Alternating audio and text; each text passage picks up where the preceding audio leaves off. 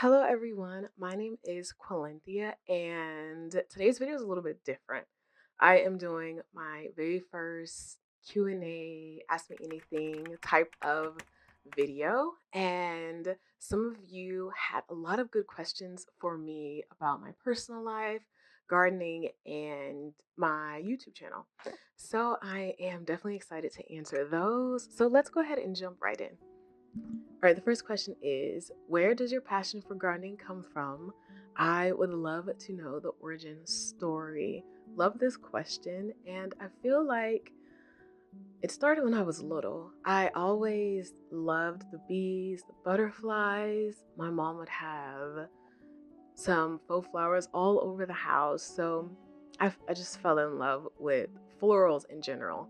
But my passion for gardening didn't really begin until we purchased our house in 2018.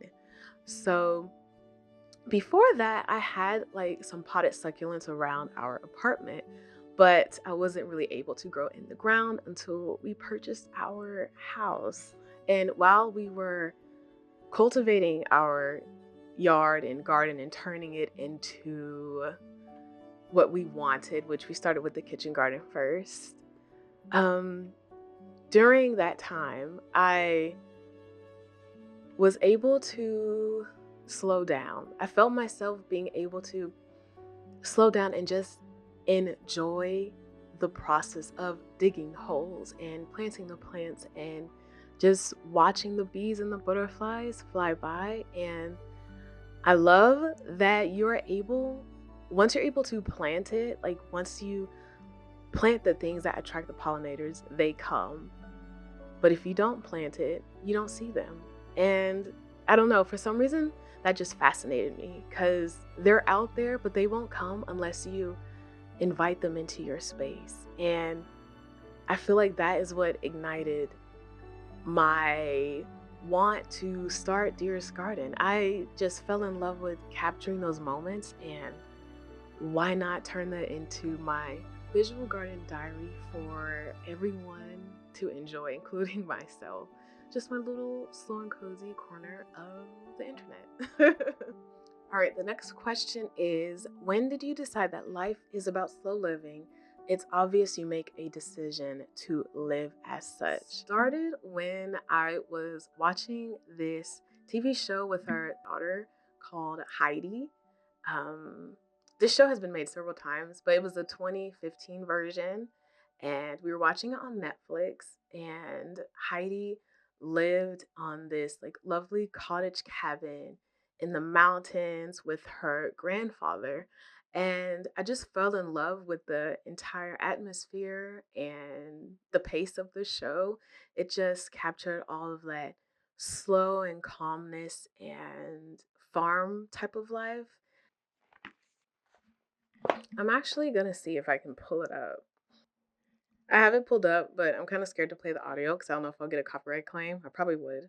But I just love the mountains and the view and the cottage that they have. I think it is so precious. And they have like a dog running around. I really like that slow country type of life. I like the calmness and the pace of it. I don't know if I could survive in the city. I just fell in love with this. And this is what I try to capture when I'm filming this type of vibe and atmosphere. It's just so lovely and precious.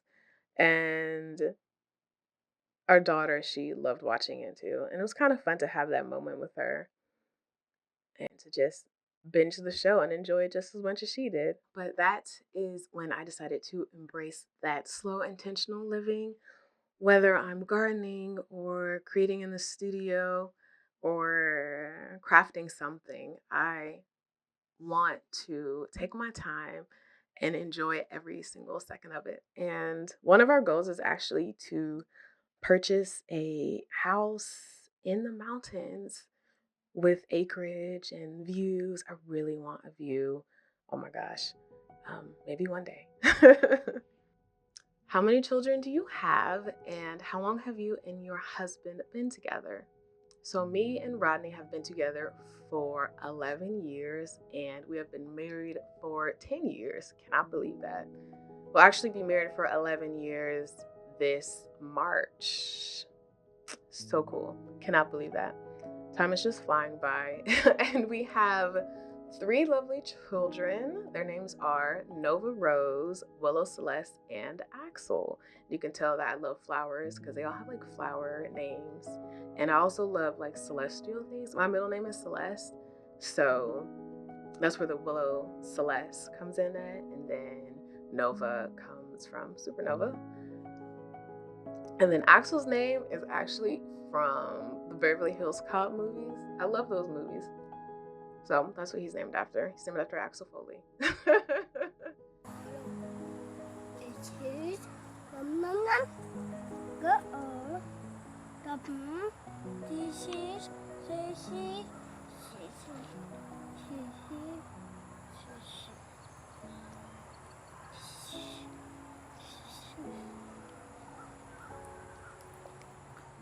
Whoa, it was right on you. But they have actually been in a few of our videos. More so when they were younger. They've been in them. They haven't been in them since they've been a little older.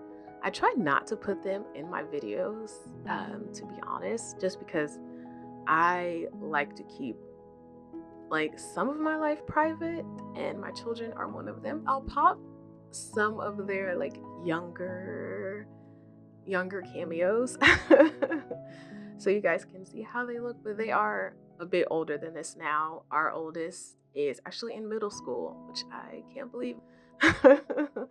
But I love them so much, and Rodney has been in a lot of the videos, and he is so supportive of me and Dearest Garden and this journey that I'm on of, finding my creative voice, I guess I can say.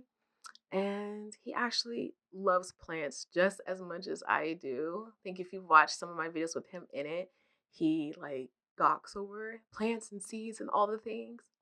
So hopefully he can be in more videos in the future.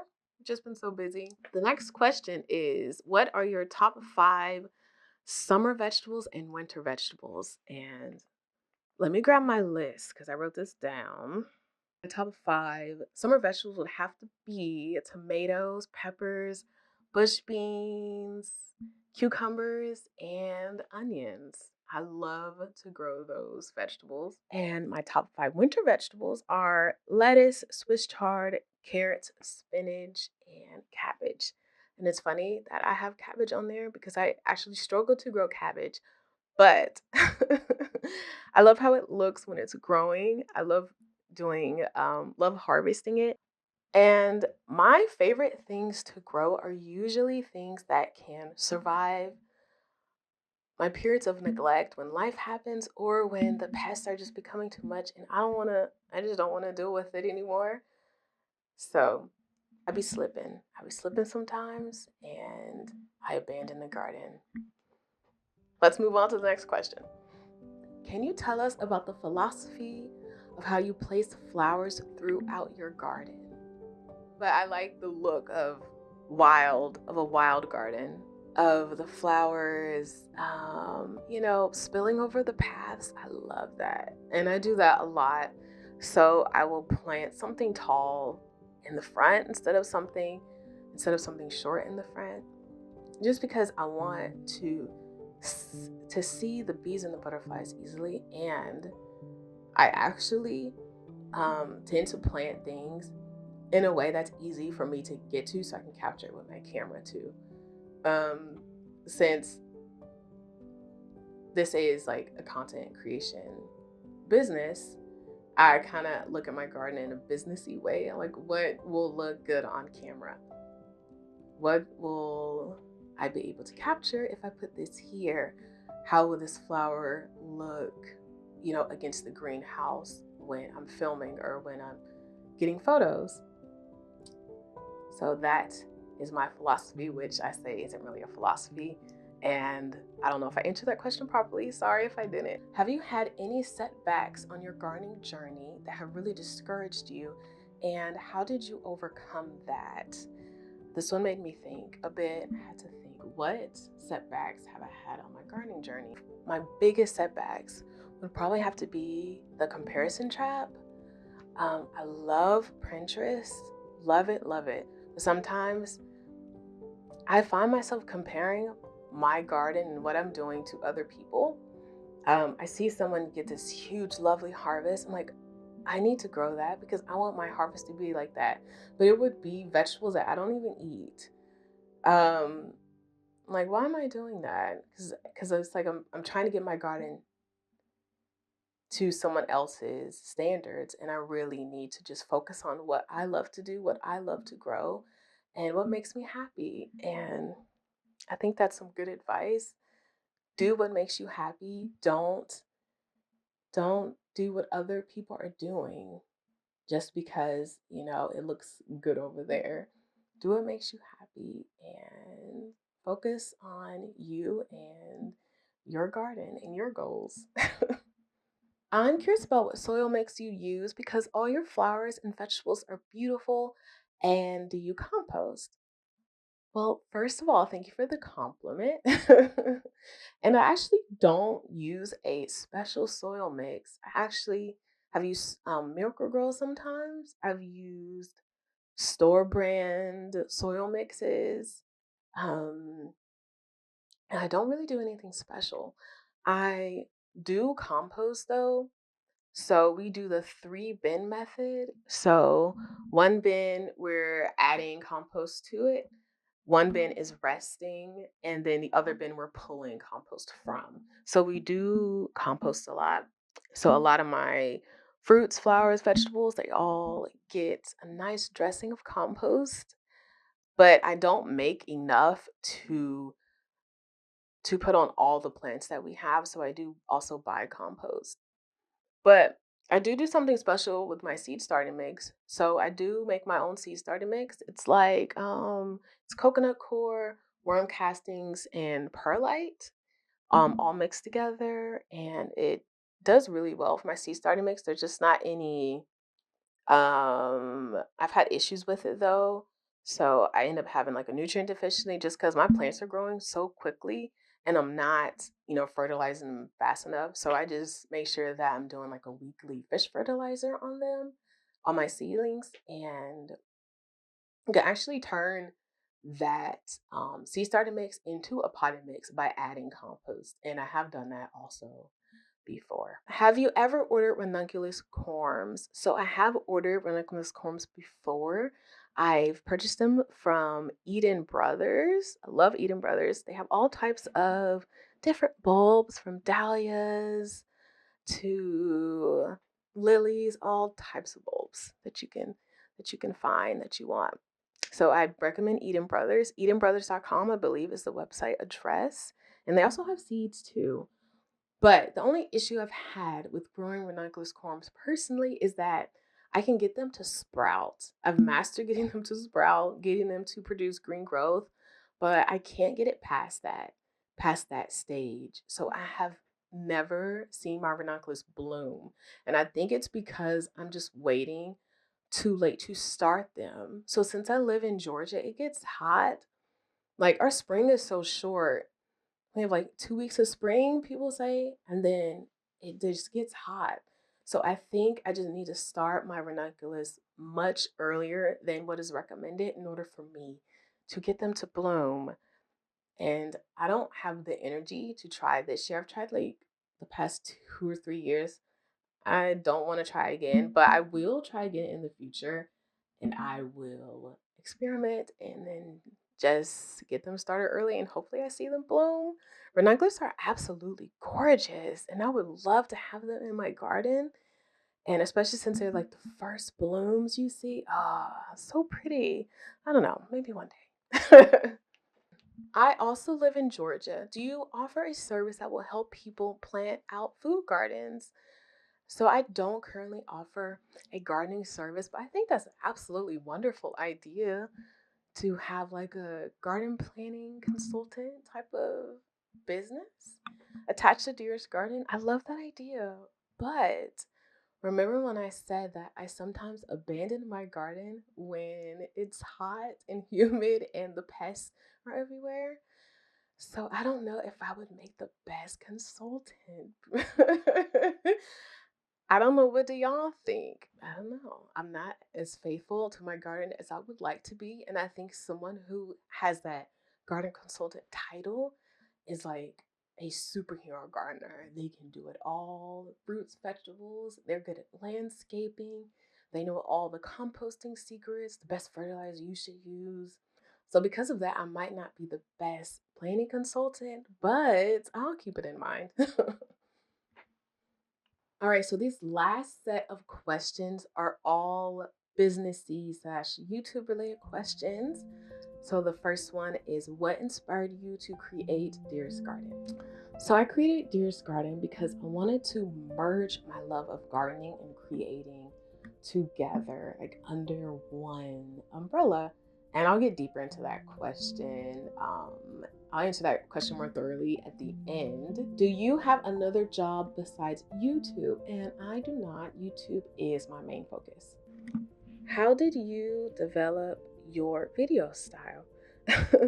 So it's been a journey of trial and error. I started Dearest Garden in 2021, and it took me until this year, 2024, to really find my style, which is the gardening, no talking type of videos. I absolutely love doing those, and they're actually the most well-performing videos on the channel, but they are really tedious to make.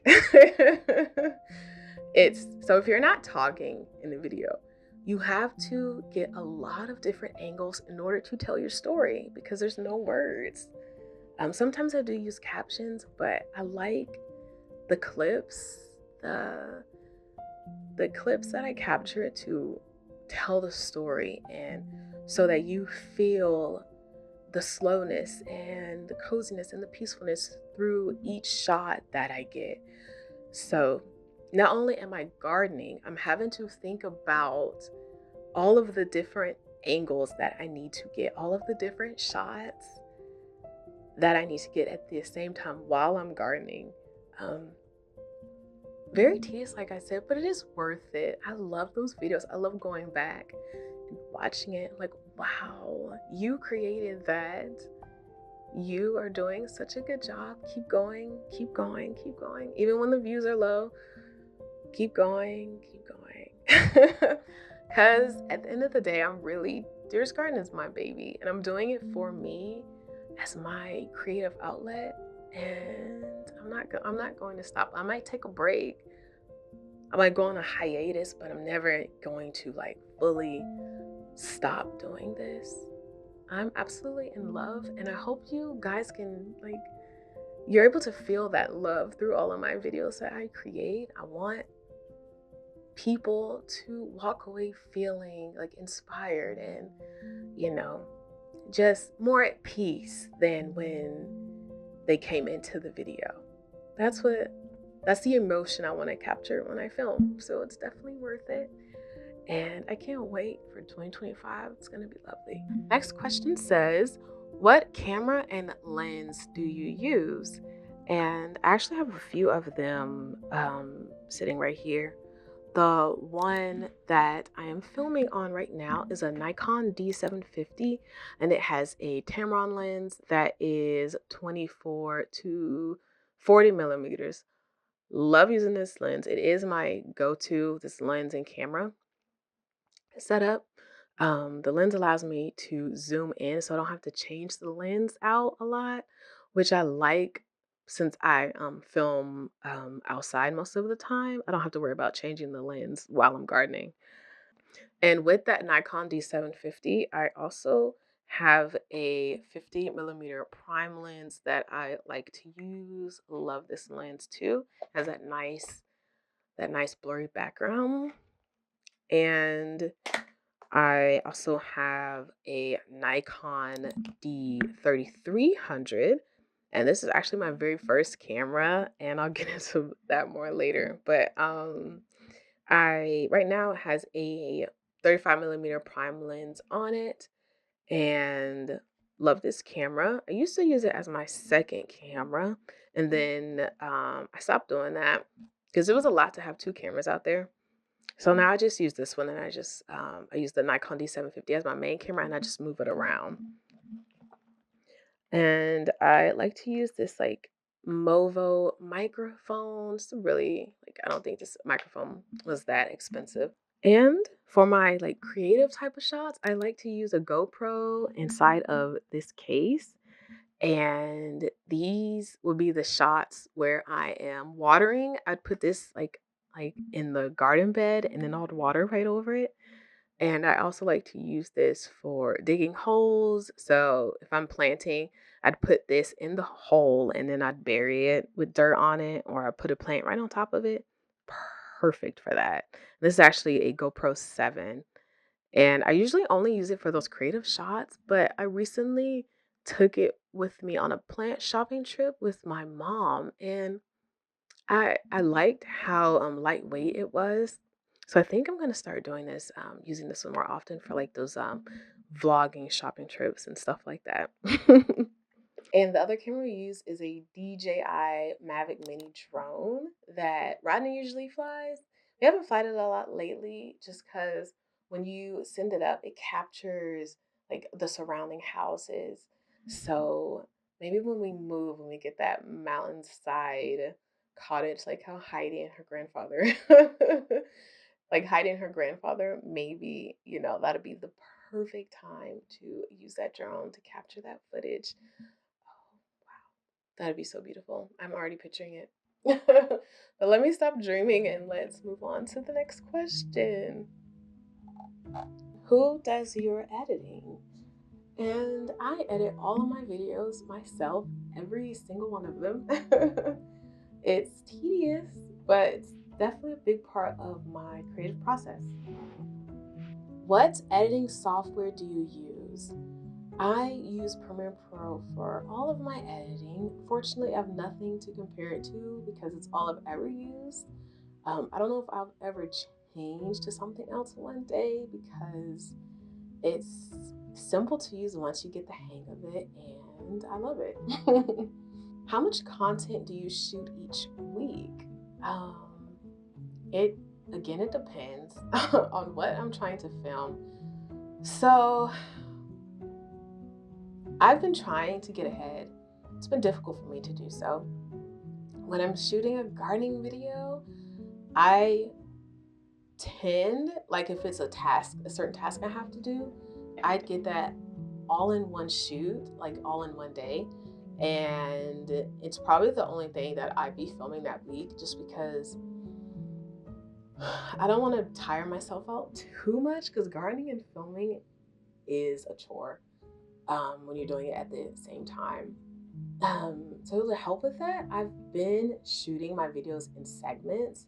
So on this day, I do something, and then the next day I'll do something else, and I'll film myself, and then the next day I'd film another moment, and I'll put it all together, kind of like how you would write your entries in a journal. Like you date it and you write what happened that day, and then you do the same thing the next day. So that's how I've been trying to structure my videos, and I like doing that way because it kind of balances my workload over a few days.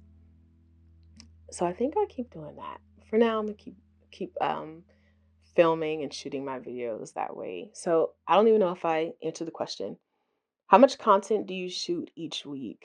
Um, so I guess I'd say I am filming maybe 3 to 4 days a week or less, depending if it's a gardening video, a gardening only video. How long does editing take you? It can take me anywhere from 15 to 20 hours per video. It really depends on how complex the video is. It could actually be even more than 20 hours just for editing, though. And this does not include like the filming, the brainstorming, the titles, creating the thumbnail.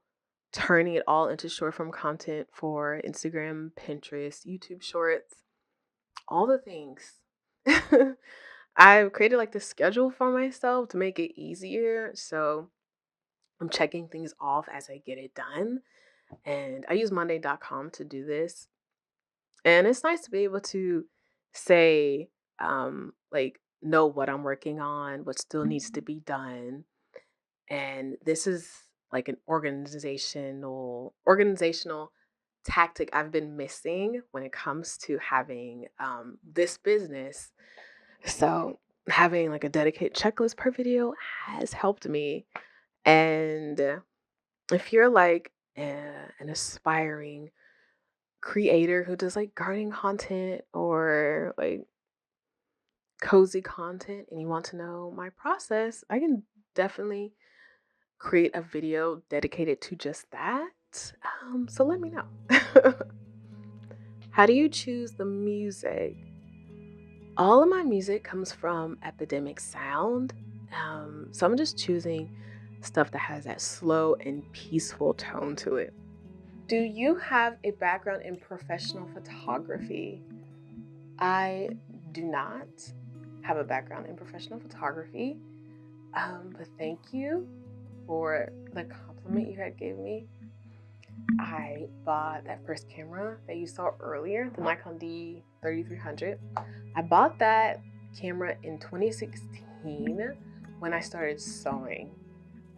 So I wanted to be able to capture my children wearing the things I sewed in a professional way, because I was doing these pattern tests and fabric testing, which is kind of like being a brand ambassador, but for sewing patterns and for fabric.